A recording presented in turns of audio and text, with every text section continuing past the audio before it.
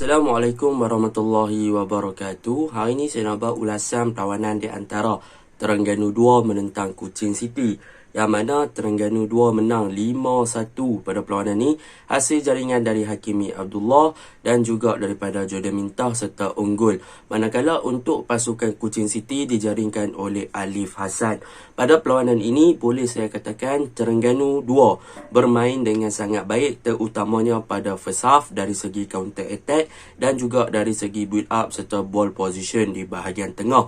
Manakala masuk second half, Terengganu 2 cuba untuk memperlahankan rentak perlawanan dan lebih untuk memastikan yang mereka bermain dengan defense yang agak baik, dan Kuching City bermain dengan sangat baik dari segi menyerang di second half dan mempunyai beberapa peluang, tetapi gagal disempurnakan dengan sempurna disebabkan kecekapan dan juga kehebatan goalkeeper pasukan Terengganu 2 yang menafikan percubaan-percubaan daripada Kamara, terutamanya di bahagian serangan pasukan Kuching.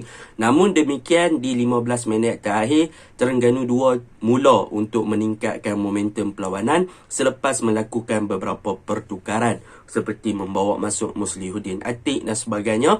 Jadi di 15 minit terakhir tu nampaklah Terengganu 2 mula untuk menyerang kembali dan hasilnya berjaya menjaringkan gol dalam 10 minit yang terakhir. Baiklah, tanpa membuang masa, mari kita masuk ke dalam ulasan perlawanan. Saya akan mulakan dengan pasukan Terengganu 2. Apakah perkara yang boleh dipuji dan apakah perkara yang saya suka tentang Terengganu 2 pada perlawanan ini?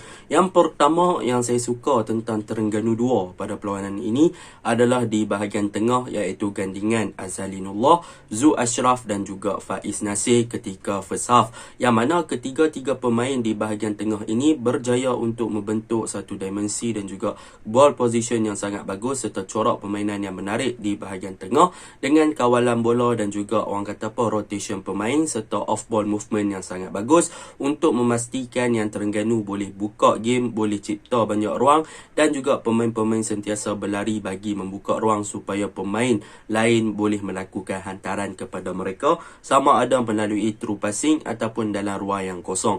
Jadi apabila Faiz Nasir dan juga Zu Ashraf bermain di bahagian tengah, kita boleh tengok peranan yang diberikan kepada Faiz Nasir boleh dikatakan lebih kepada free role. Beliau boleh bertindak di bahagian middle third, beliau boleh bertindak di bahagian wide area, bahkan beliau juga menjadi backup kepada Jordan Mintah sebagai second striker. Jadi boleh dikatakan Faiz Nasir bertindak dengan sangat cemerlang pada perlawanan ini untuk memainkan role, iaitu free role, yang diberikan kebebasan untuk beliau berada di bahagian tengah ataupun bahagian serangan buat pasukan Terengganu ketika Terengganu cuba build up dan sebagainya. Begitu juga dengan Zu Ashraf yang bertindak cemerlang bergandingan dengan Faiz Nasir serta dibantu Azalinullah yang bertindak sebagai defensive midfielder, telah memberikan satu bentuk yang sangat cemerlang untuk Terengganu 2 di bahagian tengah, terutamanya ketika first half. Itu yang pertama yang saya suka lah. Yang kedua, apa yang saya suka tentang Terengganu 2 ni adalah mengenai counter attack yang mereka lakukan ketika menentang Kuching City, yang mana 2 gol yang dihasilkan daripada Terengganu 2 ketika first half adalah daripada counter attack, yang mana mereka cepat untuk melakukan counter attack dan juga transition daripada mereka bertahan ke menyerang tu agak laju, dan itulah yang menyebabkan counter attack mereka sangat-sangat bagus ketika di first half, dan mereka juga mempunyai pemain-pemain yang laju dan juga ada pace seperti Hakimi Abdullah, Zu Ashraf dan juga Faiz Nasir yang boleh membawa bola ke hadapan dengan cepat. Jadi itu yang kedua yang saya suka tentang Terengganu ketika first half. Yang ketiga adalah mengenai peranan daripada fullback, iaitu kita boleh tengok pada first half bagaimana Azharul dan juga Alif Zakaria yang bertindak di bahagian kanan dan juga kiri menunjukkan satu performance yang sangat bagus dari segi overlapping dan juga memberi bantuan kepada bahagian serangan dengan melakukan overlapping, dengan berada di kedudukan yang betul dan lebih advance ke bahagian hadapan untuk memberi supporting play kepada bahagian winger yang diketuai oleh Hakimi Abdullah dan juga Engku. So benda itulah yang membuatkan bahagian serangan Terengganu ni ada banyak variety dan juga banyak choice untuk menyerang pasukan Kuching City, terutamanya daripada first half. Itu yang saya suka yang ketiga. Dengan bantuan daripada fullback ni, maka Terengganu boleh buka game dengan lebih wide, dengan lebih banyak. So ada bantuan, so overload pemain Terengganu, dan juga dalam situasi ketika menyerang pemain-pemain Terengganu boleh dikatakan ada numbers of player yang agak ramai di bahagian hadapan untuk mereka menyerang Kuching City. Jadi itu yang ketiga yang saya suka tentang Terengganu. Yang keempat yang saya suka tentang Terengganu adalah tentang defense department dan juga goalkeeper mereka yang diketuai oleh Azim dan juga Lu Woodland. Yang mana pada perlawanan ni boleh saya katakan Lu Woodland dan juga Azim bertindak dengan sangat cemerlang dalam mengawal aksi Kamara di bahagian hadapan dengan man marking yang sangat bagus. Mereka berjaya block dan juga melakukan interception melalui hantaran-hantaran lintang ataupun cutback yang dilakukan oleh pemain-pemain Kuching City. Dan perebutan bola tinggi memang Azim dan juga Lu Woodland ada kelebihan daripada segi ketinggian, so senang mereka nak intercept ataupun block. Bahkan untuk goalkeeper Terengganu, Syed Nasrul Haq berjaya menunjukkan satu performan yang menarik apabila berjaya untuk menafikan beberapa percubaan berbahaya daripada pemain-pemain Kuching City, terutamanya daripada Kamara yang bertindak dengan cemerlang untuk memberi ancaman kepada gawang gol pasukan Terengganu. Itu yang keempat yang boleh saya puji. Yang kelima dan yang terakhir yang boleh saya puji untuk pasukan Terengganu 2 adalah di second half, 10 minit ataupun 15 minit yang terakhir mereka melakukan pertukaran dengan membawa masuk pemain seperti Musliuddin Atiq dan sebagainya. Pemain-pemain ini bertindak cemerlang di bahagian hadapan dan disupport pula oleh Jordan Mintoh, yang lebih mana boleh saya katakan pada perlawanan ini Jordan Mintoh lebih bertindak sebagai seorang striker yang mampu untuk create space dan juga yang mana dia akan mencipta ruang dan dia akan membuka ruang kepada pemain-pemain di bahagian tengah ataupun winger untuk masuk ke dalam kotak penalti. Dan hasilnya boleh dikatakan Jordan Mintoh ada lebih daripada 2 assist pada perlawanan ini dan 2 gol. So benda tu sangat-sangat baguslah untuk Jordan Mintoh. Beliau bertindak dengan cemerlang, positioning beliau makin improve, finishing beliau makin improve, beliau boleh link up dengan bahagian tengah dengan sangat baik dan sebagainya.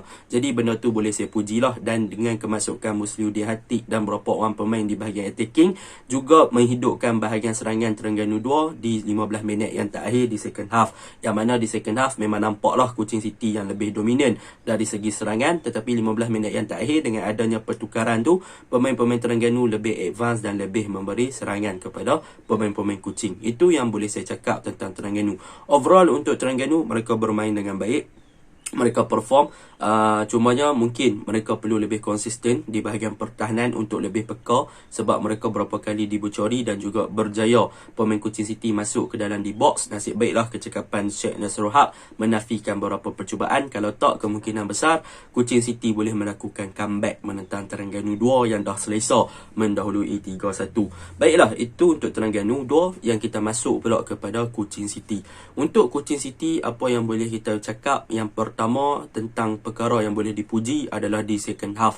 Di second half mereka bermain dengan sangat baik. Mereka punya pemain di bahagian kiri menunjukkan satu performan yang menarik dengan overlapping, dengan orang kata apa, kain masuk ke dalam. Joseph Galanti bertindak sebagai playmaker, telah meningkatkan corak serangan pasukan Kuching City di second half. Dan mereka tidak berputus asa, mereka terus menyerang, tetapi sayang mereka gagal untuk menjumpai execution ataupun menyudahkan peluang yang mereka ada untuk menjaringkan lebih daripada 1 gol. So itu yang boleh saya katakan untuk Kuching City. Mereka bermain dengan sangat baik di second half.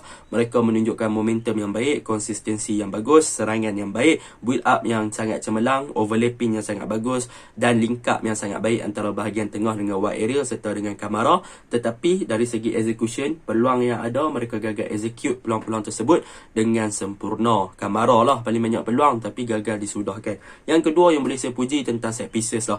Kalau kita tengok game ni daripada free kick dan juga corner kick, sebenarnya Kuching City agak-agak menakutkan daripada segi corner kick dan juga free kick. Mereka mempunyai individual yang sangat bagus daripada segi free kick, yang mana Alif Hassan berjaya untuk menjaringkan gol melalui free kick. Itu menunjukkan yang memang dia adalah free kick taker yang bagus.